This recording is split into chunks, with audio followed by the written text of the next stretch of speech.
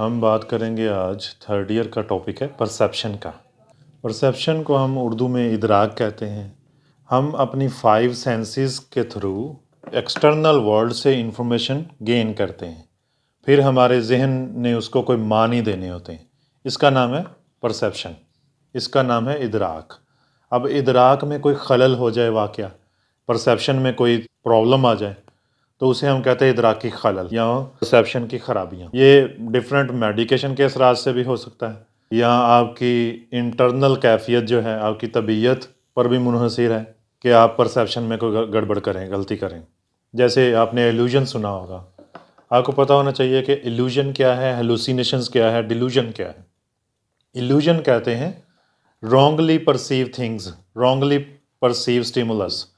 جب آپ چیزوں کو دیکھنے میں غلطی کر لیں، سننے میں، چکھنے میں، ٹھیک ہے، محسوس کرنے میں غلطی کریں، اسے ہم کہیں گے ایلیوژن، التباس کہتے ہیں اردو میں اسے۔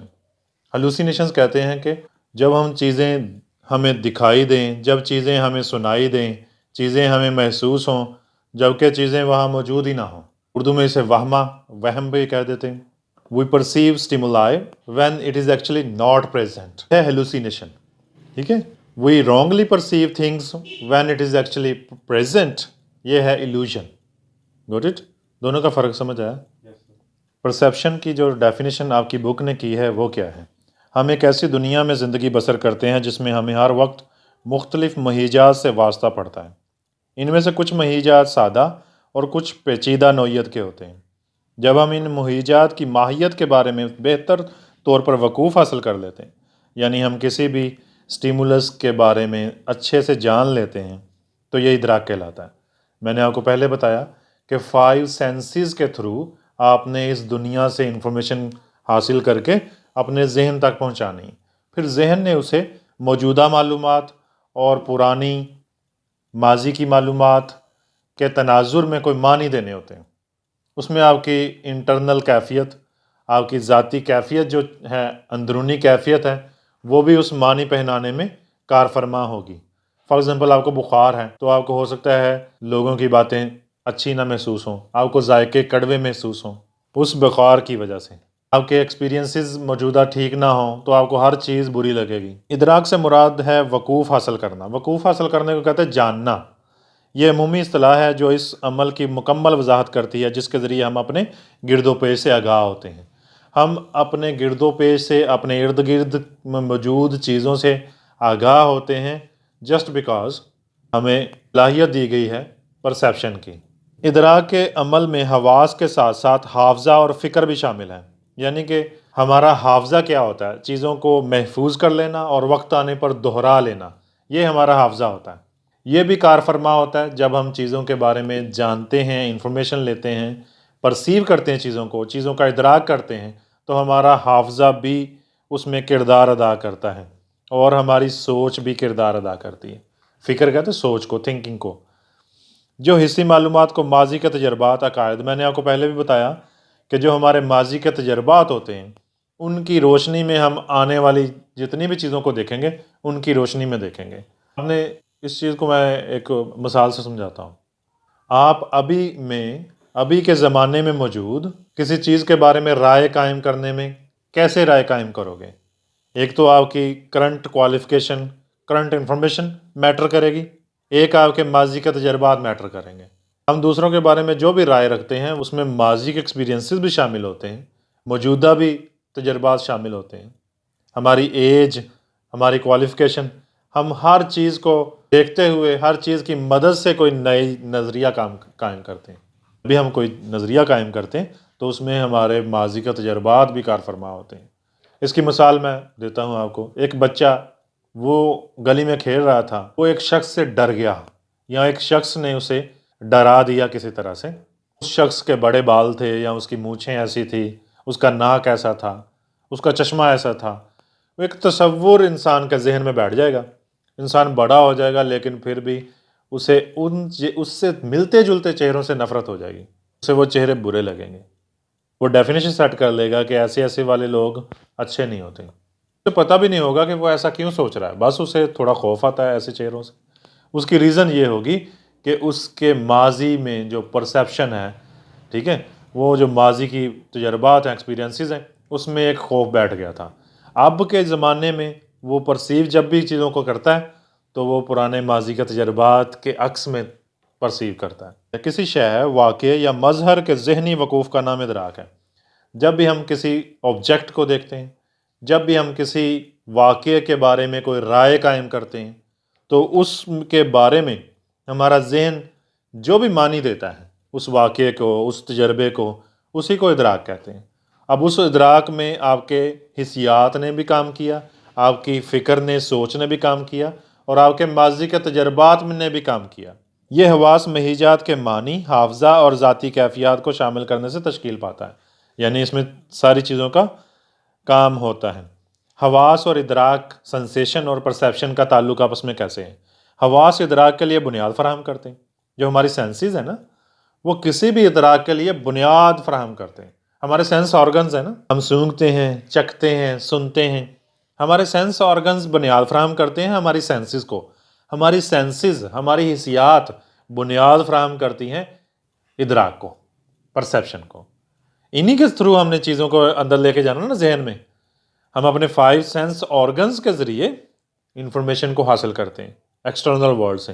آنکھوں سے دیکھتے ہیں، کانوں سے سنتے ہیں، ٹھیک ہے، منہ سے چکھتے ہیں، بولتے ہیں، سنتے ہیں، ٹھیک ہے، سونگھتے ہیں۔ سمجھ گئے بات؟ ادراک کی ڈیفینیشن اردو میں کی جاتی ہے حواس اور معنی، اگر دونوں ملا دیے جائے تو ادراک بن جاتا ہے۔ ہماری سینسز کو جو چیز معنی پہنا دیے وہ ادراک ہے۔ سینسز کون کون سی ہوتی ہیں؟ سننے کی سینس ہے، دیکھنے کی ہے، چکھنے کی ہے۔ ان چیزوں سے ہم جو چیز کا مشاہدہ کریں گے ذہن اسے معنی دے گا۔ معنی اور سینسز مل کے کیا بناتے ہیں؟ ادراک۔ جو اس میں اہم کویسچن ہے وہ ہے ادراک کی اقسام، کہ ہم یوزلی کیسے پرسیو کرتے ہیں چیزوں کو۔ اس میں سب سے پہلے ہے شکل و صورت کا ادراک، کہ ہم چیزوں کی شکل و صورت کے بارے میں، آپ کو پتہ ہے گیسٹالٹ والوں نے اس کے بارے میں نظریات پیش کیے ہیں کہ we have the tendency to perceive things like that, کہ ہم چیزوں کو جب دیکھتے ہیں تو ہمارا دیکھنے کا انداز ایسا ایسا ہوتا ہے۔ ادراک ایک کلی تجربہ ہے۔ کلی کا مطلب ہوتا ہے ٹوٹیلٹی، کہ ہم چیزوں کو اوور آل دیکھتے ہیں، جس میں ہم اپنے ذہن میں مختلف اشیاء کو صورت اور شکل کے لحاظ سے منظم کر کے بامعنی بناتے ہیں۔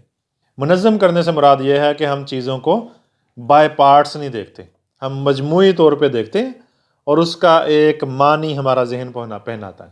آپ نے کبھی گرمیوں کی رات چھت پہ لیٹے ہوئے آسمان پہ تاروں کو دیکھا ہوگا، تو آپ کا ذہن تاروں کو آپس میں جوڑ جوڑ کے دیکھ رہا ہوگا کہ یہ کاف لگ رہا ہے، یہ فلاں چیز لگ رہی ہے، ٹھیک ہے۔ ایک بچے کا ذہن بہت اس طرح سے چیزوں کو دیکھتا ہے کہ وہ چیزوں کو مربوط شکل میں، منظم شکل میں دیکھتا ہے۔ حتیٰ کہ کوئی روٹی کھا رہا ہے نا، تو روٹی کو بھی لقمے کو دیکھ کے کہتا ہے یہ شکل بندر جیسی بن گئی، کہ وہ مجموعی طور پہ جائزہ لے رہا ہوتا ہے اور ڈیپ آبزرو کر رہا ہوتا ہے چیزوں کو۔ گیسٹالٹ ماہرین نفسیات نے ادراک کے ضمن میں قابل قدر نظریات پیش کیے ہیں۔ اس میں کوفکا ہے، کولر ہے، وردائمر ہے۔ ان کا کہنا ہے کہ انسانی ادراکی اعمال دماغی تنظیم کے عکاس ہوتے ہیں۔ Whole is greater than some of its parts, ایسا ہرگز نہیں ہے لیکن لگتا ایسا ہی ہے، کہ ہم کل اپنے اجزاء کے مجموعے سے قدرے بڑا ہوتا ہے۔ کل اپنے اجزاء کے مجموعے سے قدرے بڑا ہوتا ہے۔ یہ کرسی پڑی ہے سامنے، یہ کرسی اگر توڑ دی جائے، قیمہ بنا دی جائے، ٹکڑے کر دی جائے، تو کیا لگے گا؟ چھوٹی لگے گی، حالانکہ ہے تو اتنی پرزے، لیکن اگر ہم ان کو مجموعی شکل میں دیکھیں تو یہ بڑی لگے گی۔ اس کے بعد ہے ادراکی استقامت۔ شکل کے ادراک کے عوامل میں ادراکی استقامت آئے گی، ادراکی تنظیم آئے گی۔ آپ کے پیپر میں کویسچن آ جاتا ہے ادراکی تنظیم کے قوانین لکھیں، بہت ہی اہم کویسچن ہے۔ اس میں بھی ہم نے گیسٹالٹ مکتبہ فکر والوں کی اپروچ بیان کرنی ہوتی ہے کہ ہم چیزوں کو یوزلی کیسے دیکھتے ہیں، کس انداز سے دیکھتے ہیں۔ فرد ماحول میں موجود مختلف اشیاء کا ادراک کرتا ہے۔ جب ماحول میں تغیرات اور تبدیلیوں کے باوجود اشیاء کا ادراک ان کی اصل کیفیت، حالت اور شکل و صورت کے مطابق کر لیا جائے تو اسے ادراکی استقامت کہتے ہیں۔ فار ایگزامپل آپ ایک بس پہ بیٹھے ہو، آپ بس میں بیٹھے ہوئے ہو اور باہر نظارہ دیکھ رہے ہو، حالانکہ تیزی سے آبجیکٹ موو کر رہے ہیں، آپ کی گاڑی آگے جا رہی ہے اور درخت پیچھے رہ رہے ہیں تیزی سے، لیکن پھر بھی آپ کا ذہن اس کو پورے معنی پہناتا ہے کہ یہ درخت ہے، یہ فلاں چیز تھی۔ کیا سمجھ رہے بات؟ یہ ہے ادراکی استقامت، کہ کوئی چیز آپ کی آنکھوں کے سامنے ایک لمحے کے لیے آتی ہے اور پھر آنکھوں سے اوجھل ہو جاتی ہے، پھر بھی آپ کا ذہن اسے معنی پہناتا ہے، پھر بھی آپ کا ذہن اس کا ادراک کر لیتا ہے۔ کیا آپ کو یہ چیز سمجھ آئی؟ ادراکی استقامت سے مراد وہ عمل ہے جس میں ماحولی تبدیلیوں کے باوجود اشیاء کا ادراک ان کی اصل حیثیت میں کیا جاتا ہے۔ یعنی کہ ماحول میں تبدیلی آ رہی ہے، آگے کو جا رہی ہے بس، اور چیزیں پیچھے رہ گئی ہیں، لیکن پھر بھی ادراک پورا ہو رہا ہے۔ یا آپ پہاڑ کی چوٹی پہ کھڑے ہیں، آپ کو نیچے چیزیں چھوٹی چھوٹی دکھائی دے رہی، نیچے ایک بھینس نظر آ رہی ہے آپ کو، ٹھیک ہے، اتنی سی چیونٹی جیسی، لیکن آپ کا ذہن اس کا ادراک پورا کرے گا کہ یہ بھینس ہے، اور بھینس کا ایک حجم کا ادراک بھی ہو جائے گا کہ بھینس اتنا حجم رکھتی ہے، اتنی جگہ گھیرتی ہے، اتنی موٹی تازی ہوتی ہے۔ کیا سمجھ رہے ہیں بات؟ آپ کا ذہن اسے معنی دے دے گا تمام تر تغیرات اور تبدیلیوں کے باوجود۔ استقامت ہمیں اشیاء کے بارے میں اصلی معلومات فراہم کرنے میں بڑا اہم کردار ادا کرتی ہے۔ روشنی اور فاصلے کی کمی بیشی کے باوجود مہیج کے اصل رنگ، سائز، حجم اور شکل کو پہچان لینا ادراکی استقامت کے باعث ہی ممکن ہے۔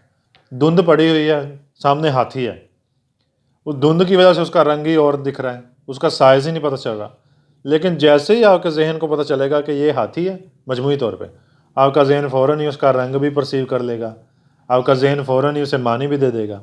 کیا سمجھنے بات؟ اتنا کچھ ہونے کے باوجود ہم چیزوں کو اصل شکل میں پرسیو کر لیتے ہیں۔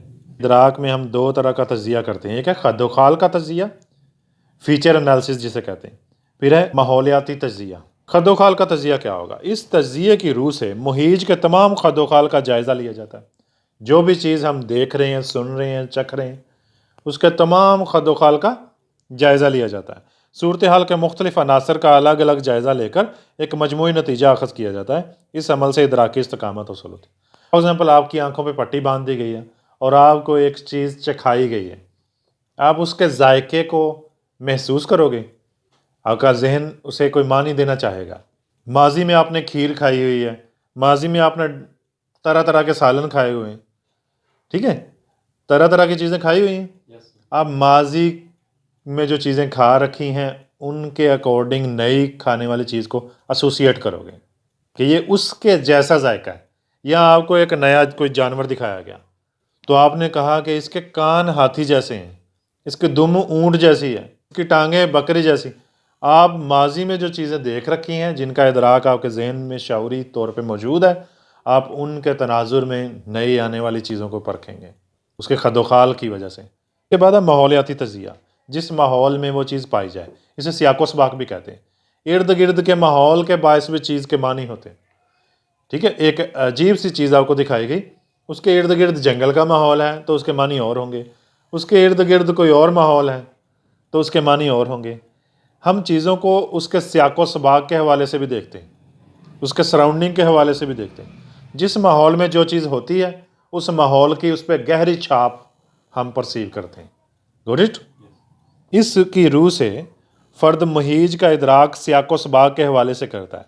فرد کے سابقہ تجربات، جو پہلے سے کیے ہوتے ہیں اس نے تجربات، اس کی توقعات، جو چیز وہ دیکھنا چاہتا ہے، محسوس کرنا چاہتا ہے۔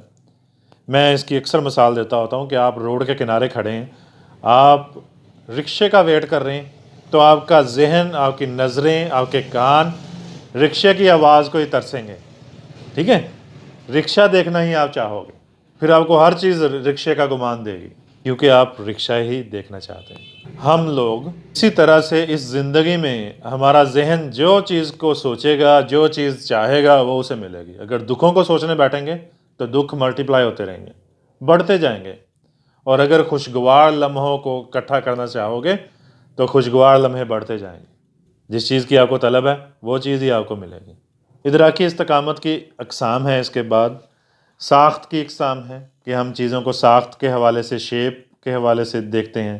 سائز کی استقامت ہے، پھر ہے رنگ کی استقامت، آواز کی استقامت، کہ کوئی بھی آواز ہم سنتے ہیں تو وہ ہمارے ذہن میں کتنی دیر میں سما جاتی ہے، ہمارا ذہن اسے معنی دے دیتا ہے۔ بھیڑ والی جگہ میں بھی ہم پہچان لیتے ہیں کہ یہ آواز میرے بھائی کی ہے، یہ آواز میرے باپ کی ہے۔ اس میں ساخت کی استقامت دیکھتے ہیں۔ سب سے پہلے ہم مختلف مہیجات کو ان کے حسی اوصاف کی وجہ سے پہچانتے ہیں۔ اوصاف کہتے ہیں خاصیتوں کو۔ ہم جتنی بھی چیزیں دیکھتے ہیں یہاں پہ، اس کی کوئی نہ کوئی خاصیت ہوتی ہے، ہمارے ذہن میں اس خاصیت کے اکارڈنگ چیز کا معنی بنتا ہے۔ مختلف مہیجات کے مختلف اوصاف کے باعث ہی ان میں تمیز کرنے کے قابل ہوتے ہیں۔ ہم فرق بھی ان کے اوصاف کے بنا پہ کرتے ہیں چیزوں میں، جیسے کہ میز ہے، کرسی ہے، پلیٹ ہے، گلاس ہے، پیالہ، قلم، کتاب ہے، کاغذ ہے، کار، بس، سائیکل، سکوٹر، یہ سب مہیجات شکل سے پہچانے جاتے ہیں اور ان کے اوصاف بھی مختلف ہیں۔ قلم کس کام آتی ہے، کاغذ کس کام آتا ہے، سائیکل کس کام آتا ہے، اوصاف مختلف ہو گئے۔ تو ہم کسی بھی مہیج کو آپس میں ان کی تمیز، ان کا فرق، ان کی خصوصیات کی بنا پہ کرتے ہیں۔ اگر ایک بار مہیجات کے بارے میں ضروری اور مکمل معلومات حاصل کر لی جائیں تو یہ استقامت کہلاتی۔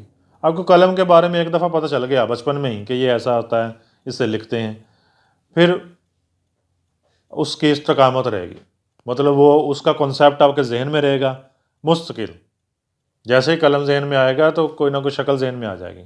اس کے بعد ہم ان مہیجات کو خواہ کسی بھی حالت میں، کسی بھی زاویے سے یا بگڑی ہوئی شکل میں دیکھیں تو بھی اس کا ادراک درست طور پر کر لیتے ہیں۔ ایسا ساخت کی استقامت کی بدولت ممکن ہوتا ہے۔ کرسی کا آپ کو ایک تصور پتہ چل گیا، اگر کرسی توڑ کے بھی رکھ دی جائے تو آپ کو پتہ چل جائے گا کہ یہ کرسی تھی، یہ کرسی کے پارٹس ہیں۔ وجہ آپ کو اس کی ساخت ذہن میں چلی گئی۔ یہ ساخت کی استقامت کی بدولت ایسا ہے کہ چیزوں کو اگر اس کی شکل بگاڑ بھی دے جائے تو ہم اس کو اس کے اصل سے پہچان لیتے ہیں۔ وجہ یہ کہ ہمارے ذہن میں اس کا ایک ادراک موجود ہوتا ہے پریویس ایکسپیریمنٹس کی روشنی میں، ایکسپیرینسز کی روشنی میں۔ اس کے بعد ہے سائز کی استقامت، کہ ہم چیزوں کو ان کے حجم اور ان کی سائز کے بارے میں بھی اس کا کنسیپٹ رکھتے ہیں ذہن میں۔ ایک مرتبہ کسی چیز کے حجم کی تفصیلات جان لیں تو آئندہ اس کا ادراک اصل حجم کے مطابق ہی کیا جاتا ہے۔ فار ایگزامپل ایک جہاز آپ کو دکھ رہا ہے آسمان پہ، تو آپ کو وہ تو چھوٹا سا لگ رہا ہے، لیکن آپ کو ایکچولی پتہ ہے کہ اس کا سائز تو بہت بڑا ہے، یہ دور ہے اس وجہ سے ایسا چھوٹا لگ رہا ہے۔ تو پھر آپ یہ نہیں تصور کرو گے یہ چھوٹا سا ہے۔ جب ہم کسی شے کے طول، عرض، حجم اور دیگر خواص کے بارے میں جان لیتے ہیں، اس کے بعد اس کا ادراک ویسے ہی کرتے ہیں جیسے کہ وہ اصلی حالت میں ہو، نہ کہ ویسے جیسے وہ ہمیں اس وقت نظر آ رہا ہے۔ جیسے جہاز ہے، اگر ایک دفعہ آپ نے دیکھ لیا اسے قریب سے، آپ کو اس کے حجم، اس کی وسعت کا اندازہ ہو گیا، پھر آپ جب وہ آسمان پہ ہوگا، حالانکہ آسمان پہ وہ چھوٹا دکھ رہا ہے، مگر آپ اس کی اصل سے اس کو پہچان لو گے کہ نہیں جناب یہ مجھے چھوٹا دکھ رہا ہے، ایکچولی یہ بڑا ہے۔ استقامت کا مطلب یہ ہے کہ آپ کے ذہن میں اس کا تصور کیسا ٹھہرا ہے۔ اس کے بعد ہے رنگ کی استقامت۔ شکل اور حجم کے ادراک کی طرح رنگوں کے ادراک میں بھی استقامت پائی جاتی ہے۔ ہم رنگ بھی ہمارے ذہن میں رہ جاتے ہیں، لیکن جو کلر بلائنڈ ہوتے ہیں ان کو رنگوں میں تمیز کرنے میں دشواری ہوتی ہے۔ کلر بلائنڈنس دو طرح کی ہوتی ہے، اردو میں اسے کہتے ہیں، ایک ہے جزوی رنگ کوری اور ایک ہے کلی رنگ کوری۔ پارشل میں یہ ہوگا کہ اسے کچھ رنگوں میں تمیز کرنے میں دشواری ہے، کچھ رنگ مکس ہوتے ہیں اس کے۔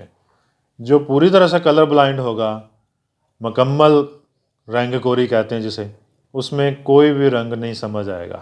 جب ہم رنگوں کے بارے میں باریک بینی سے معلومات حاصل کر لیتے ہیں تو روشنی کی کمی بیشی کے باوجود رنگوں کا درست ادراک کرنے کے قابل ہو جاتے ہیں۔ ایسا رنگوں کی استقامت کی وجہ سے ہوتا ہے۔ ایک دفعہ آپ کو رنگوں کا پتہ چل گیا، اس کے بعد آپ اندھیرے میں بھی، تھوڑی روشنی میں بھی رنگوں میں فرق کر سکیں گے۔ آپ کے ذہن نے رنگ کو سٹور کر لیا، آپ کو دشواری نہیں ہوگی۔ اب کپڑا خریدنے جاتے ہیں مارکیٹ میں، لائٹیں لگائی جاتی ہیں، ایسی ایسی لائٹس لگائی جاتی ہیں کہ وہ ان کے کلرز کو اور بھی اچھا دکھا رہی ہوتی۔ آپ کوئی کپڑے وہاں سے خرید کے لاتے ہیں، گھر آ کے پتہ چلتا ہے کہ یہ تو کوئی اور ہی رنگ آ گیا، وہاں پہ کوئی اور رنگ تھا، گھر آ کے اس کا رنگ ہی بدل گیا۔ وہ آپ کے جو رنگ کی استقامت ہے اس کو ڈسٹرب کر دیتا ہے۔ اس کے بعد ہے آواز کی استقامت۔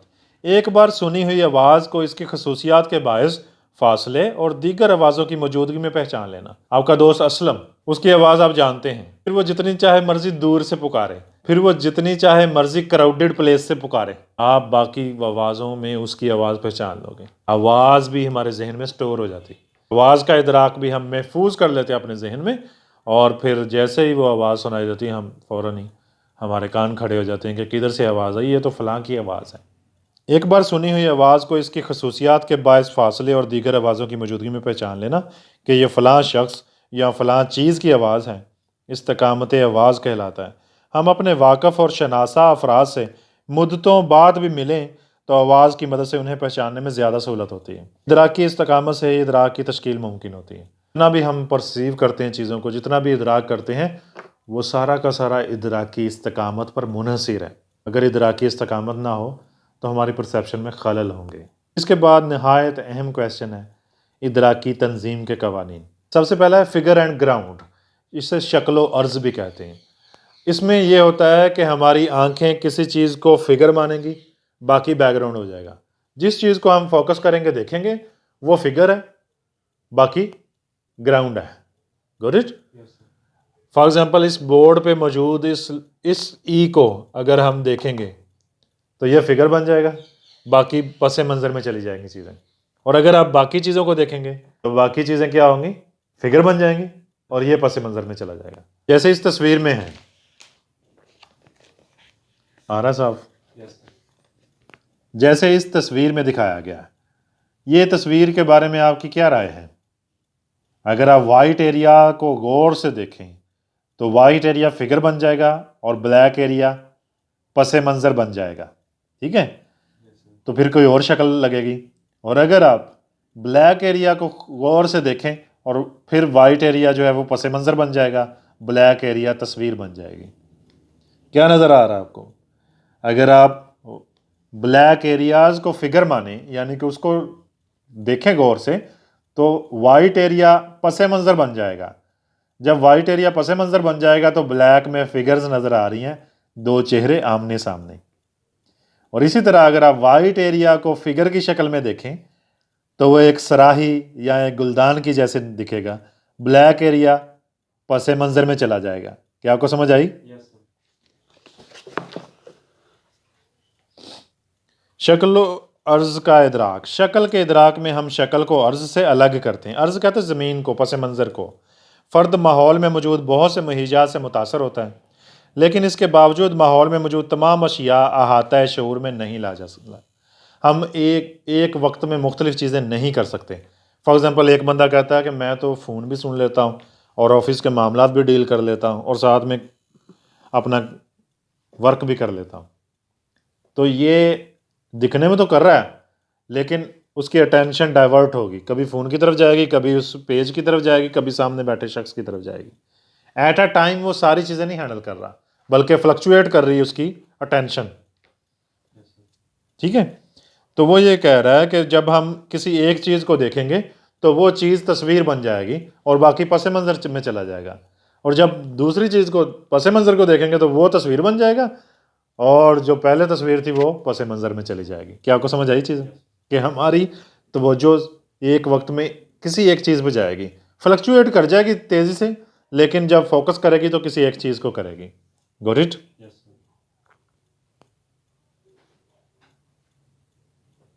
ہمارے شعور میں جو چیز ہوگی وہ فگر ہوگی۔ میں اس کی مثالیں بھی پڑھ دیتا ہوں۔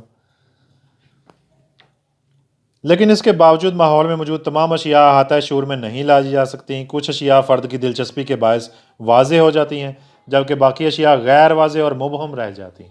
مثال کے طور پر دوسرے روم سے آواز آ رہی ہے کرکٹ کی بات ہو رہی ہے، تو جو کرکٹ میں انٹرسٹ رکھتا ہے وہ فوراً ہی اس کی اٹینشن ادھر ڈائیورٹ ہو جائے گی۔ یہ اب میوزک ہو گیا، یہ کافی دیر میرا خیال ایسے ہی۔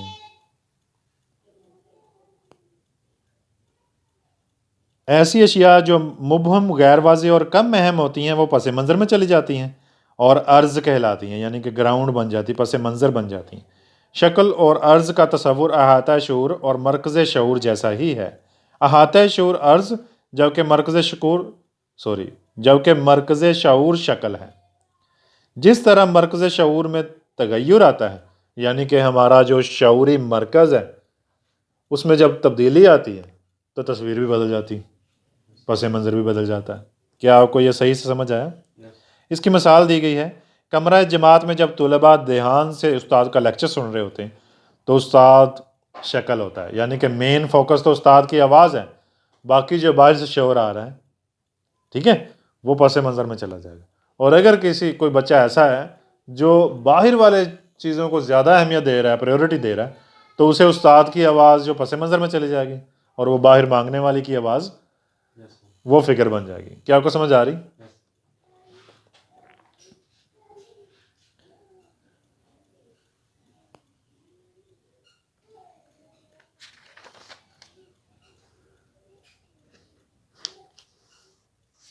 اس کی ایک اور مثال دی گئی ہے یہ آگے.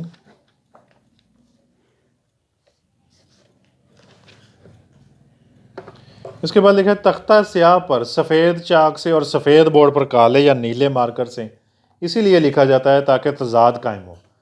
اگر وائٹ پہ میں وائٹ سے لکھوں گا تو وہ دکھے گا نہیں، کیونکہ ہمارا احاطہ شعور نہیں بن پائے گا. پس منظر بھی وہی ہے اور فگر بھی وہی ہے، تو فگر اور پس منظر میں تضاد ان کو جدا ہونا چاہیے. اگر وہ تضاد ہوگا، کنٹراسٹ ہوگا تو پھر ہی دکھائی دے گا. گوٹ اٹ. ایک اور تصویر دی گئی ہے، اس پہ بھی آپ غور کر سکتے ہیں. اس میں کیا دکھ رہا ہے؟ اگر آپ وائٹ والی چیزوں کو غور سے دیکھیں تو وہ کدھر کو ان کا رخ ہے، وہ ایک بطخ کی شکل میں ہے، اور ان کا رخ کدھر کو ہے. اسی طرح سے اگر آپ بلیک والی کو دیکھیں تو اس کا رخ کدھر کو ہے، وہ بھی ایک بطخ کی شکل ہے. ٹھیک ہے. جب بلیک کو فوکس کریں تو وائٹ پس منظر بن جاتا ہے، اور جب وائٹ کو فوکس کریں تو وائٹ فگر بن جاتی ہے اور بلیک پس منظر بن جاتا ہے. کیا سمجھ آ گئی چیزوں کی؟ اس کے بعد ہے پروکسیمیٹی. یہ کون سا رول ہے؟ پہلے کی غلط ہو گئی.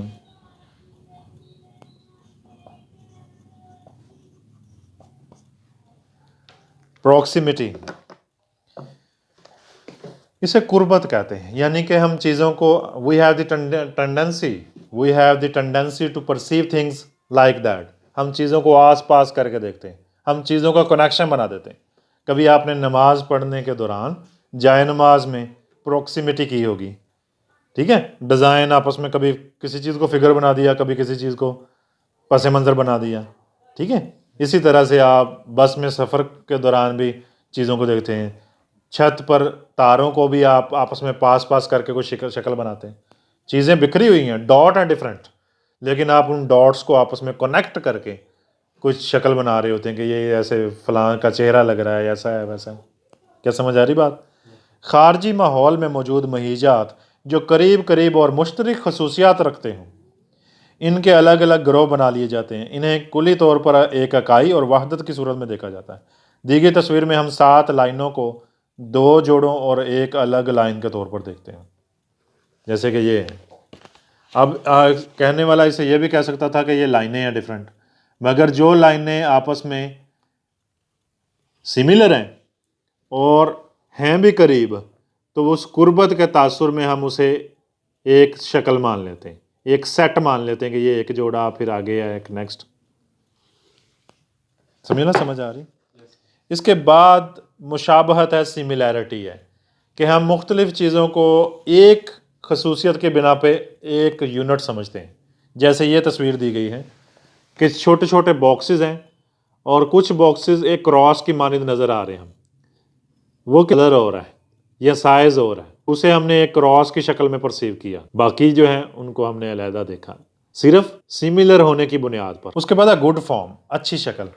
ہمارے اندر ایک یہ بھی رجحان ہے کہ ہم چیزوں کو گڈ فارم میں دیکھتے ہیں. اگر کوئی بگاڑ بھی ہو تو ہم ہمارا ذہن خود اسے صحیح دیکھنا چاہتا ہے. اس اصول کے تحت ہم اپنی صلاحیتوں کی بنا پر ماحول میں موجود مہیجات کو مربوط انداز میں منظم کر کے ان کی خصوصیات کی بنا پر ایک عمدہ شکل تشکیل دے دیتے ہیں تاکہ واضح ادراک پیدا ہو. اس کو اچھی شکل کا اصول بھی کہتے ہیں. اچھی شکل کے اصول کی وجہ سے سامنے دی گئی شکل کو ہم 2 مربع اشکال کے طور پر دیکھتے ہیں. اب یہ دیکھیں، اسے ہم یہ بھی تو کہہ سکتے تھے کہ یہ ایک شکل ہے، ایسے کر کے یہاں سے لائن ادھر کو چلی گئی، لیکن ہم دونوں کو ان کی خصوصیات کی بنا پہ الگ الگ پرسیو کرتے ہیں کہ یہ ایک ڈبہ ادھر کو ہے، دوسرا ڈبہ ادھر کو ہے. ہم ایسا بھی تو کہہ سکتے تھے کہ ہم ڈبہ ایسا کیوں دیکھ رہے ہیں، اس اصول کی بنا پر کہ ہم چیزوں کو اچھی شکل میں دیکھنے کے عادی ہیں، ورنہ ہم اسے ڈبہ نہ سمجھتے. اگر یہ اصول نہ ہوتا تو ہم اسے ڈبہ نہ سمجھتے. ہم کہتے ہیں ایک لائن ہے جو ادھر سے ادھر کو جا رہی ہے، ادھر سے ادھر کو جا رہی ہے. ہم اسے 2 ڈبے پرسیو کر رہے ہیں کیونکہ ہم چیزوں کو اچھی شکل میں دیکھنا چاہتے ہیں. اس کے بعد ہے گڈ کانٹینیشن، عمدہ تسلسل. وہ اصول جس کی مدد سے فرد یکساں فطرت اور یکساں رخ والی تصویر کو عرض اور شکل کے طور پر منظم کر لیتا ہے، عمدہ تسلسل کہلاتا ہے. جیسے کہ یہ 2 تصاویر ہیں. پہلے اس تصویر کو دیکھیں.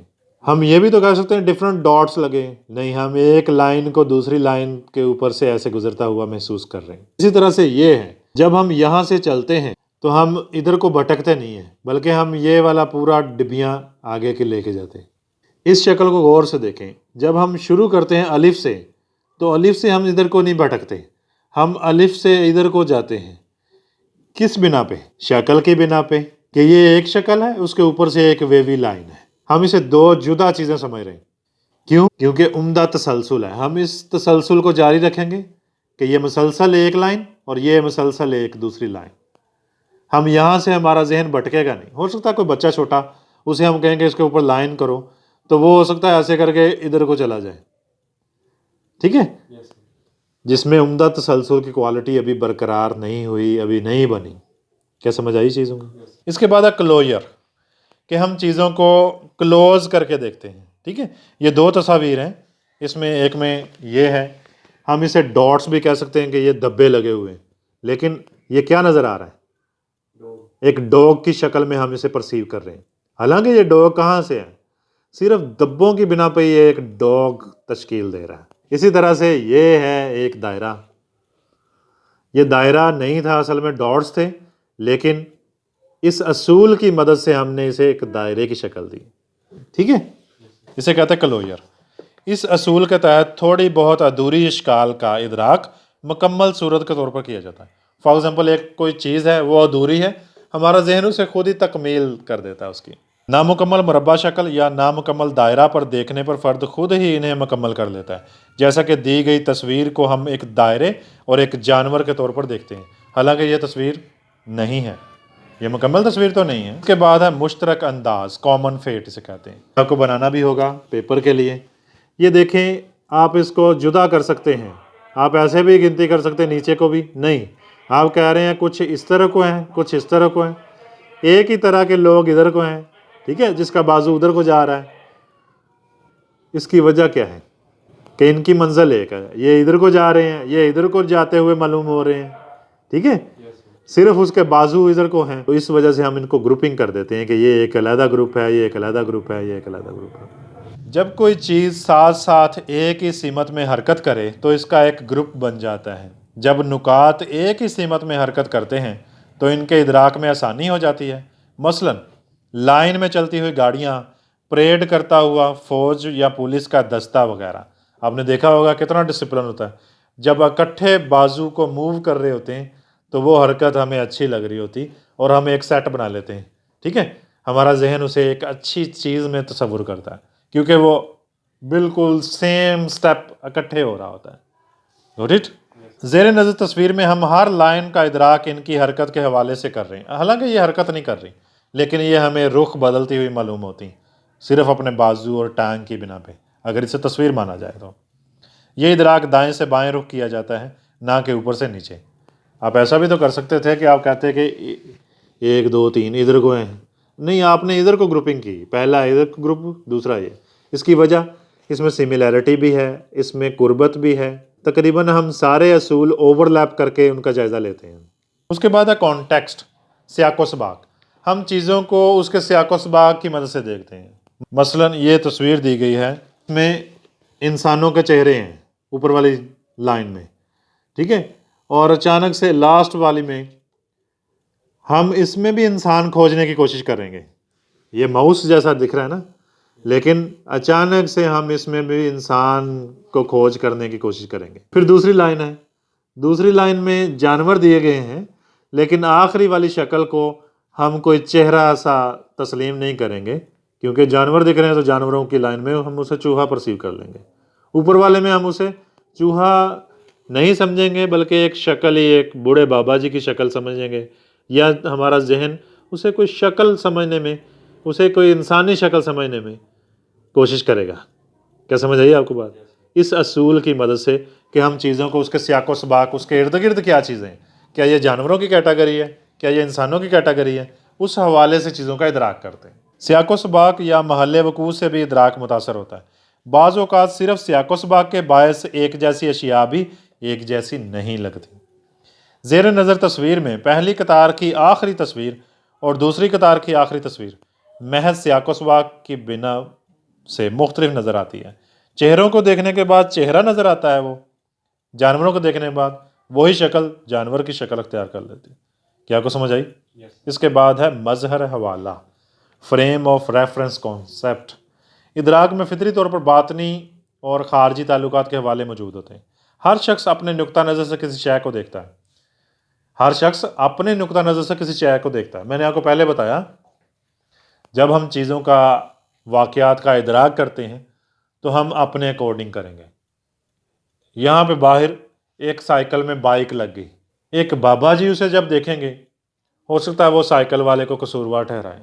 سائیکل والا ینگ ہے، بائک والا بزرگ ہے، تو وہ اسے برا بلا کہیں گے. ایک لڑکا دیکھے تو وہ ہو سکتا ہے کہے کہ بابا جی کو عقل ہی نہیں ہے، اس سائیکل والے بچے کو گرا دیا.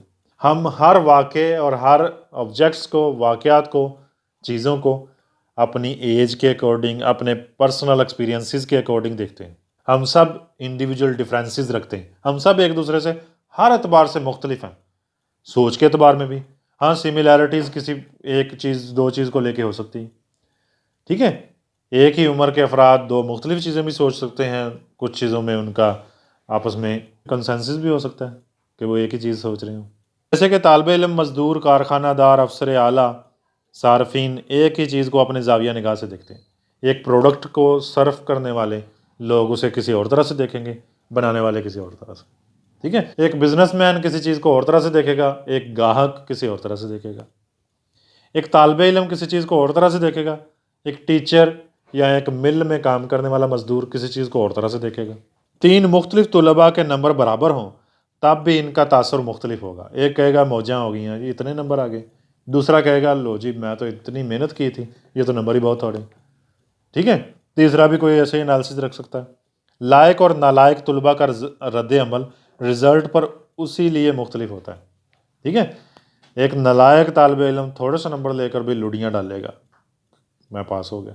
ایک لائق طالب علم 98 لے کے بھی رو رہا ہوگا کہ میرے تو 100 آنے چاہیے. انہوں نے اپنا خود سیٹ کیا ہے لیول. ٹھیک ہے، لائق طلباء زیادہ نمبر لے کر بھی نالاں، جبکہ نالائق طلباء کم نمبر لے کر بھی خوشیاں منا رہے ہوتے ہیں. یہ سب مظہر حوالہ کے باعث ہی ممکن ہے کہ ہم ریفرنس دیتے ہیں، حوالہ دیتے ہیں. ہم کسی بھی چیز کو حوالہ دیتے ہیں. اگر میں لائق ہوں تو مجھے کوئی چیز کسی طرح سے میں دیکھوں گا. اگر میں پڑھا لکھا ہوں تو میں کسی چیز کو اور طرح سے دیکھوں گا. اب میں سائیکالوجسٹ ہوں، میرا دیکھنے کا انداز لے مین کے انداز سے مختلف ہوگا. میں چور ہوں تو میں چیزوں کو اور طرح سے دیکھوں گا. میں وکیل ہوں تو میرا دیکھنے کا جائزہ اور ہوگا. ہم مشاہدہ اپنے اندر کے حوالے سے کرتے ہیں، حوالہ دے کے کرتے ہیں. ٹھیک ہے، دیٹس اٹ.